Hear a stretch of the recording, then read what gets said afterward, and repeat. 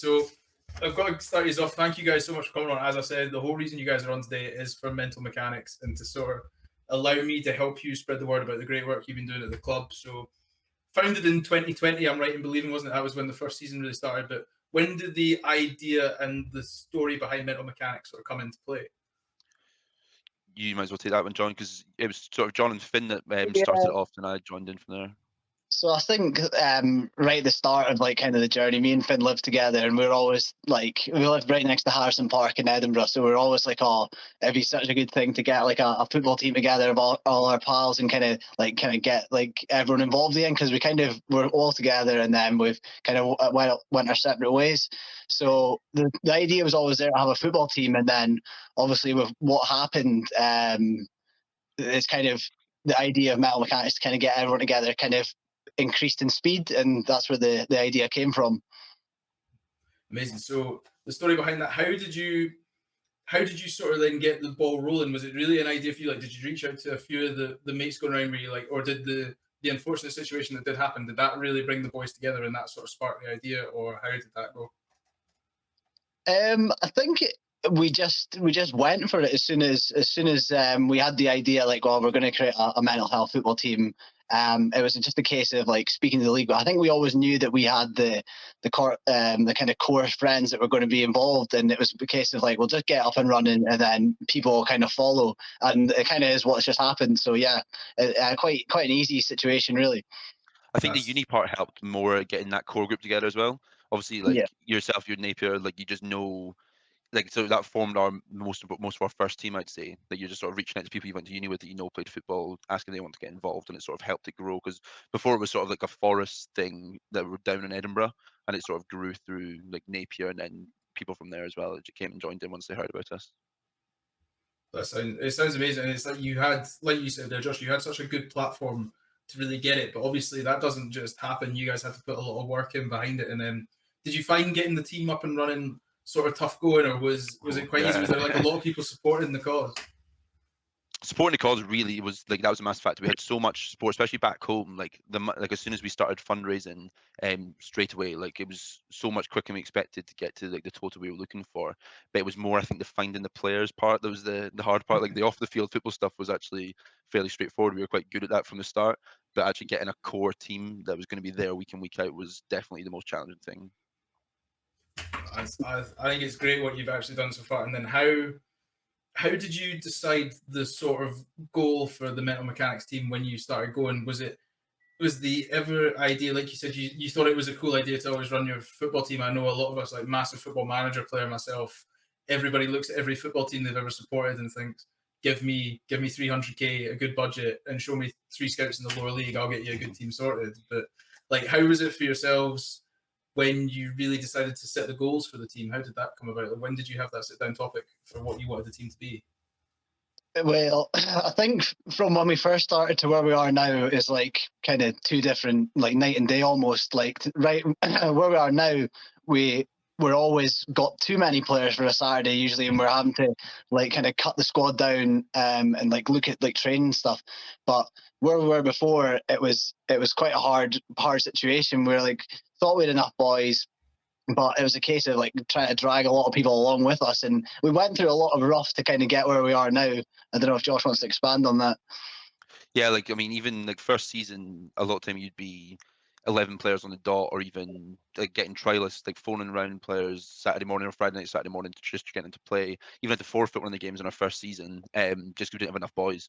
And then that was one thing we sort of said. It was this year was all about finding a core group that would be there week in, week out. We couldn't keep spending our Saturday mornings chasing around getting a team. And then, especially because that was affecting results, but it's also affecting the whole sort of ethos of the club. It's not about people being there together if no one's there. So it was important this year finding an actual core group that was going to show up for each other week after week. I love it. So how was that first season for you guys? And then how, actually, before we talk about the first season as a whole, the very first game when you finally got the shirts, you got the team on the pitch, how was that emotionally for yourself, John, probably, as it was sort of as one of, we'll call you the founding fathers of mental mechanics. Like, how was that emotionally for you on that first game? Yeah, it was quite it was an emotional day, but like I think it was a culmination of like events that we'd been building up for, because we obviously started before kind of COVID started, and we'd had the idea for a year. Then it was kind of put on the back burner for a year, and like we had been waiting for this moment for a while. And I think the first game was, I think it was Bowness United or something away, and I think we were 4 or 5-0 down within the first 15 minutes. Like these guys, like we thought it was going to be like, we played football quite a lot and we thought we were quite good, but these guys were a completely different level to what we were expecting to be playing against. I think they scored about 3 30-yarders within the first 10 minutes, and we were like, what are we meant to do against this? So Damage limitations from about 20 minutes in. it was a big shock to what standard we were actually playing at. But like, I think we knew it was never going to be, well, I don't think we knew it was never going to be easy, but it shows you how difficult it was going to be. But we've progressed a lot. But then, like, how was it? Like, I want to know how it sort of felt for you when you were like, you're in the team lineup and you're just sort of looking down, because obviously you played, like you said, you played a lot with the boys from uni, and you had the Forest lads that really helped commit to the cause. Like, how was the pride when you sort of just looked up and down the line? You're like, this is something we've done, and we've done it for such a noble reason. Yeah, well, probably not on the day. I didn't really think of it as kind of profoundly as that, but I think looking back on it a couple of days later and whatnot, I think it showed just how far we'd come in such a short space of time. Like we have put a lot of work into it, and I think it does reflect well on how much like kind of awareness we're raising for like different causes within mental health. So yeah, it is a big achievement what we've done, and looking back on it, I think I probably should have maybe indulged in the moment a bit more, but like it's more of a hindsight thing to show where we're at and where we are now. It's so quick though as well. Like you don't sort of have the time when you like when it was all getting set up to like sort of think back and think about what you're like doing and like, sort of appreciate what you're doing, because everything was like 100 miles per hour. Everything you got to organize. Because I don't know about John, but it was the first thing sort of that I've really got involved in the organization of that severely anyway, and realizing exactly just how much time that you have to spend of your free time doing it as well was a bit of a shock. I didn't expect it to be, especially so like admin heavy and things like that.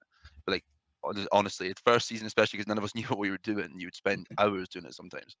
I was gonna say, because it is like a full-time job. You are running a football club at the end of the day. Like it's not like a Salford or a Wrexham that gets the publicity. You still are running a full football club, and like you say, it's a bunch of boys that are sat in a group chat that are just trying to make a difference. So how was it? How was it when you got in that league? Because you guys play credited teams. Like you come down and play. You played the Hotspur at Linton that are nearby. You've came in down. Don't think you've played. Have you played in Leithen yet, or the Tweedale Rovers yet? No.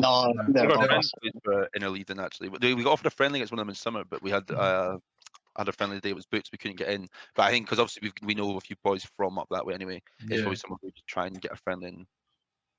Oh, that'd be class, because like you do play. So when you got accepted into these leagues, like, did you find there was not a lot of hurdles you had to jump through? Because obviously nobody wants to say you guys can't play, but I imagine there is a lot of things, like you said, with the admin and stuff.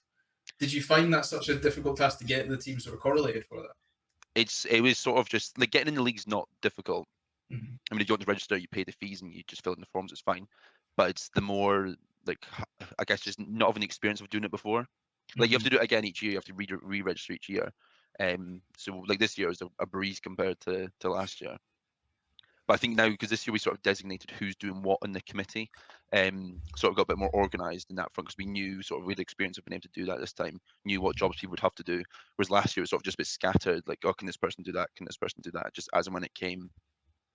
Yeah. Like now it's like you just sort of know what you're doing. You know what you need to do for the club essentially. Yeah, I think like the registering of players and stuff like that, like we were always like on a Friday before the game being like, oh, so and so is going to play, and if you're not signed for like a cup game, you've got like properly like sign them and whatnot. So we were always rushing around at like last minute trying to get these things done. But this year we're so much more like on a level where we understand what's happening. Having the core group helps, I guess, though, because now we don't have to scramble for the signatures, because we know the boys we've got signed from summer will be there. So you can rely on them straight away. So it's not the case of a Saturday morning someone's pulled out, oh, that's us down to 11 boys. Are we playing with 11, or do you have to go and find someone? It's not really an issue this year. That's good. Like, that shows the commitment as well, because like you say, it's all good idea when people spark in a group chat like, oh yeah, I'd play every weekend, and then by the time you're like 5th weekend in, you think, oh, I've got so many plans I didn't know I actually had. They seem to take place at 3 o'clock on a Saturday. I think I'm probably the worst for that, to be honest. I don't think I'll never be there anymore. But you're doing all the admin stuff behind and Exactly. organising It's stuff, you know. behind the scenes. It's making it tick over. It's fine. Yeah, exactly. You're dragging the boys out on Valentine's Day to come and record a podcast. Exactly, That's braver than playing for it. I'll be in Hannah's bad books for sure. Anyway, John. Absolutely. Yeah. At least John was doing it for the cause. the other player that came in, one of the boys we knew, he was like, "Nah, I'm not brave enough, lads. I've got to Just name him. Absolutely name him. No, I'm scared of his missus. I'll say it. Todd Rafferty. Yeah, she knows stories about me, so she could end my career tomorrow. So she's a Forest girl too. She wouldn't do that to us. Exactly. She loves the McCann. She loves the cans. She's fine. Love you, Rachel. Please don't grass us up. We're fine. We're good people. So talk about the incredible stuff you do on the pitch and the incredible stuff you do getting the boys together. It's not even half the incredible stuff you guys do. So outside of footy, what do the cans do? Like, how often are you doing more stuff? I know you do a lot of fundraising for yourselves, but you also do a lot of raising money for charities. So can you talk us like some of the big foundations and drives you've done since you've been a club? Most recent one was a sponsored walk. That was more for us, to be honest. Like that was, what was it? We done 20 miles or 20 kilometers? I can't remember. 20 kilometers. 20 kilometers. Definitely not 20 miles, anyway. Yeah, 20 kilometers going to Edinburgh. Again, like I think you think it's going to be over a lot quicker than it is, but like compared to some of the fundraisers we've done before, that was more of the probably more tamer ones, I guess, because before it's sort of like we had the Forest trip, whereas that was something in it for everyone. You had the game up in Forest, raising money for various charities. Mikey's Line up north, which is a mental health based charity. Support in Mind, that was who we used to be partnered with here, and then fundraising for ourselves. And then we done a, was it 100 Streets of Edinburgh? Was that a different one last year? Yeah, so that was just like you just go around walking on the 100 streets in Edinburgh, any route you want, and that was raising money directly for Support in Mind. That was their chosen fundraiser. We're looking to do another one soon. We'll probably go back up to Forest for it again. I think probably around May time. Right, well, definitely let us know when we can get anything involved with that, because I've got me, the other guests, we all have had it on. We've got a lot of guys that deal with mental health and stuff like that. I think looking at the thing, who will be on by there? Yeah, we've had Tully Kearney's episode will be out by then, so they've seen this. She's obviously Paralympic swimming champion, like 3 times world champion, breaks her own world records for fun, and she's done a lot with mental health as well as all her disability charities that she works with. So yeah, give us a note when that's going on. We'll happily get stuff involved. And then that'd be great. Listeners, when you're watching as well, case in point of what these guys do here, if you're giving money towards like the cans, it goes somewhere useful. It's not just a case of it's going towards fund its own thing. It's going to, it's Cam you're responsible now, isn't it? That's your Cam, we're still like slightly linked to Cam. That's the thing. We've actually we're in the process of changing charity. Who we're partnered to. I don't know. I think it's Health in Mind, is it? Yeah, it's Health in Mind. Health in Mind, yeah. So I think that's going to be the charity we're going with next. So I think that will be. I don't think we'll stay partnered to one charity through it. I think obviously we'll try and help various out throughout our time. As you should. It helps everybody, and then there's no bad way to help people. Helping people is helping people. So, like you said, if you guys are doing so well, bringing in all this money, it's good that you share it around, because like everybody has their own different targets. Like everybody's working towards the greater good. Everybody has different ways of doing it. So.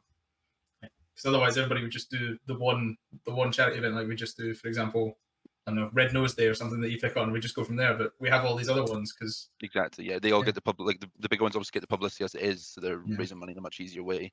So if you can spread the word about numerous charities, then obviously you're helping way more people. Exactly. That could go. And yeah, I want to be involved. So give me a shout when it's getting on. Anything I can do to help, we will. Even if I can get other guests to do stuff for a raffle or stuff like this, for example. I know John Needham. John Needham's massive mental health advocate. He'd probably get us some statement and strips. Brilliant. That'd be good.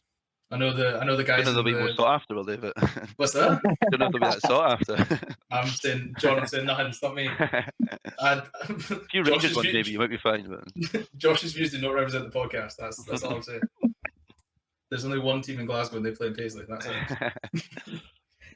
So how does the boy? You said you've had a really good core group of players, which I think is a great example of how a group of guys can make a difference, because you've obviously brought more guys in that now feel like the core group of boys from the ones you had. So do you guys make a conscious effort as the cans to do a lot of like extracurricular? Like for example, we used to have a thing at rugby, not at Napier Rugby, but when we did teams, we had like coffee club and stuff like that. There was like Sunday morning coffees were always an option if people wanted it, and you just put a location in. Like, do you guys do conscious objectives like that to have like sort of like outside of football team activity? Yeah, well, so when we first started, like during like kind of COVID times and that, we always done like a kind of drop-in session. So it was kind of designed to get people speaking because obviously we didn't really know each other and we didn't know where we all came from and why we were here. So we'd get like a kind of coordinator from like one of the charities to kind of lead the session and maybe just like talk about experiences they've had with mental health and just to kind of make it show to everyone else that it's kind of normal and like everyone kind of suffers from mental health challenges and whatnot. And then if like someone in the club wanted to speak out about it, they'd be more than welcome to speak out about it if they felt comfortable. So yeah, stuff like that we do. Like after games, we're always like we've got a kind of pub right across the road from the pitch, so we go in there for food afterwards, food and drink, and then kind of just chat about the game. And then if we're going out later on at night, and then we still do like extra like kind of team nights out and that. And hey, thank you for listening to this Clips episode on YouTube. And then if you want to hear the whole podcast, you can find them on Apple or Spotify, as well as the full video version on this YouTube channel, alongside all the other great content we produce on a weekly basis. Thank you so much for listening, and I hope to see you again on another Clips episode or in the full episode podcast. Tweet us, tag us, let us know what you thought. All the links are down in the description. It means the world that you guys come and support us, so thank you very much.